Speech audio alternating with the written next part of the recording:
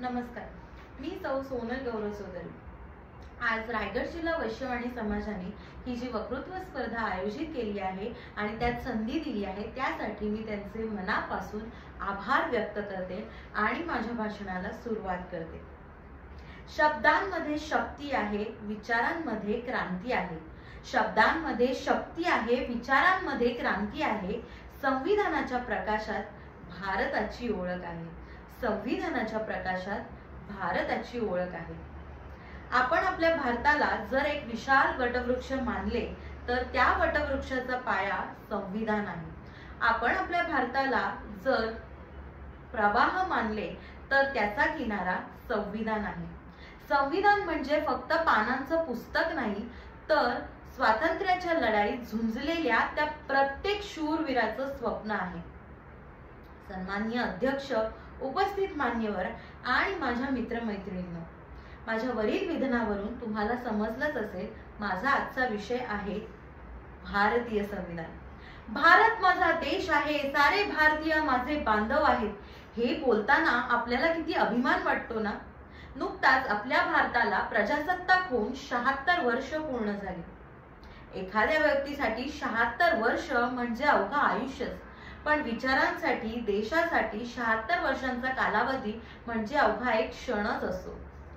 एखाद्या समाजाच्या गर्भामध्ये ज्या वेळेस सर्वसामान्यांच्या वेदना अति भयंकर प्रमाणात वाढतात, त्यावेळेस त्याला प्रसूत होण्यासाठी एक महात्मा जन्माला येतो आणि ते प्रसूत झालेलं म्हणजे संविधान आहे। आणि या संविधानाला जन्माला घालणारे म्हणजेच महामानव डॉक्टर बाबासाहेब आंबेडकर। म्हणूनच बोलावेसे वाटते, देशाला आकार, स्वातंत्र्याला आधार। देशाला आकार, स्वातंत्र्याला आधार, साऱ्या जगात महान भारतीय संविधान। भारतीय संविधानाची निर्मिती सन 1946 पासून करण्यात आली। स्वतंत्र भारताचा राज्यकारभार हा ब्रिटिश कायद्यानुसार नाही, तर स्वतः भारतीयांनी तयार केलेल्या कायद्यानुसार चालेल, असा स्वातंत्र्य चळवळीतील नेत्यांचा आग्रह होता। त्यानुसारच संविधान निर्मितीसाठी एका समितीची स्थापना करण्यात आली। ही समिती म्हणजे संविधान सभा। या संविधान सभेमध्ये एकूण 299 सदस्य होते। डॉक्टर राजेंद्र प्रसाद या संविधान समितीचे अध्यक्ष होते, तर डॉक्टर बाबासाहेब आंबेडकर हे मसुदा समितीचे अध्यक्ष होते। त्यांनी अहोरात्र अभ्यास व चिंतन करून या संविधानाचा मसुदा तयार केला। त्यांच्या या योगदानामुळेच त्यांना भारतीय संविधानाचे शिल्पकार म्हणून संबोधले जाते। अनेक बैठकीनंतर अंतिम मसुदा 26 नोव्हेंबर 1949 रोजी संविधान सभेद्वारे स्वीकारला गेला। म्हणूनच 26 नोव्हेंबर हा दिवस संविधान दिन म्हणून साजरा केला जातो। या दिवसापासूनच भारताचे प्रजासत्ताक राज्य अस्तित्वात आले। बाबासाहेबांच्या संविधान निर्मितीतील या योगदानामुळेच मला बोलावेसे वाटते, घटना अशी लिहिली की सूर्य चंद्र असेपर्यंत मिटणार नाहीत। घटना अशी लिहिली की सूर्य चंद्र असेपर्यंत मिटणार नाहीत। ऋण बाबासाहेबांचे ह्या जन्मात फिटणार नाहीत। ऋण बाबासाहेबांचे ह्या जन्मात फिटणार नाहीत। सुरुवातीला 389 सदस्यांपैकी फाळणीनंतर 299 सदस्यांनी 1082 दिवसात म्हणजेच 2 वर्ष 11 महिने 18 दिवस जवळपास 12,000 पानांचं महान असं भारतीय संविधान लिहिलं। संविधान म्हणजे भारतीयांसाठी जणू एक धर्मग्रंथ। भारतीय संविधानाने सर्वांना समान अधिकार दिले आहेत। कर्तव्य आणि जबाबदारी यांची दिशा ठरविणारा हा एक ऐतिहासिक ग्रंथ आहे। संविधानाने सर्व जाती, धर्म, पंथ एकत्र गुंफले आहेत। संविधानामुळे देश चालतो। समता, स्वतंत्र समता व बंधुता या मूल्यांची जोपासना संविधानामुळेच होते। संविधानामुळे मिळालेल्या अधिकारांची जाणीव प्रत्येक नागरिकाला व्हावी, याकरता शालेय अभ्यासक्रमामध्ये संविधानाचे महत्त्व या विषयाचा विशेष समावेश केला जातो। देशात इतकी विविधता असतानाही प्रत्येकाला स्वाभिमानाचा हक्क हा संविधानानेच प्रदान केला आहे। आपलं संविधान हे लोकशाहीच्या तत्वावर अवलंबून आहे। म्हणजे काय? तर लोकशासन म्हणजे democracy is the government of the people, by the people and for the people. म्हणजेच लोकशाहीमध्ये शासन हे लोकांचे आहे आणि लोकांनी चालवलेले व लोकांसाठीचे शासन. लोकशाही म्हणजे शासन, शासन म्हणजे लोकशाही, शासन म्हणजे लोकशाही. इतकी साधी सोपी सरळ व्याख्या जरी असली तरी लोकशाहीच्या 4 खांबांवर अवलंबून आहे.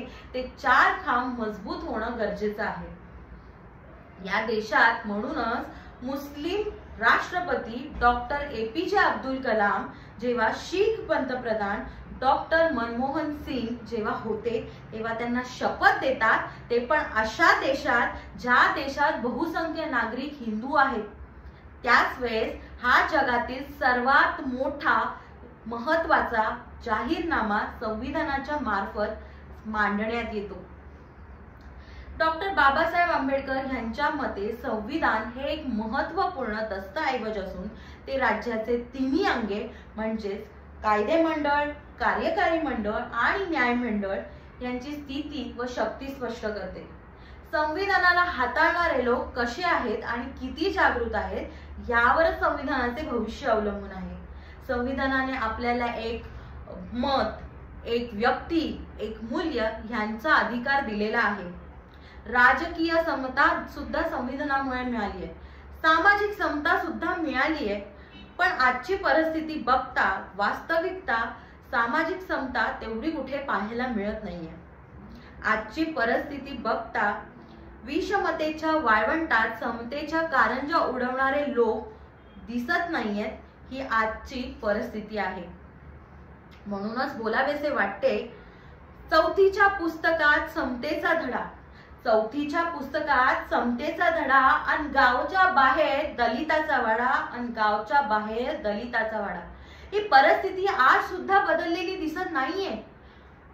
सत्तेची ही गंगा आज सुद्धा सर्वसामान्यांच्या घरी येण्याऐवजी राजकीय ठेकेदारांच्या घरी पाणी भरून येताना दिसत आहे. आजची परिस्थिती बघता जंतर मंतर ह्या ठिकाणी आपल्या संविधानाला जाळण्याची भाषा केली जाते.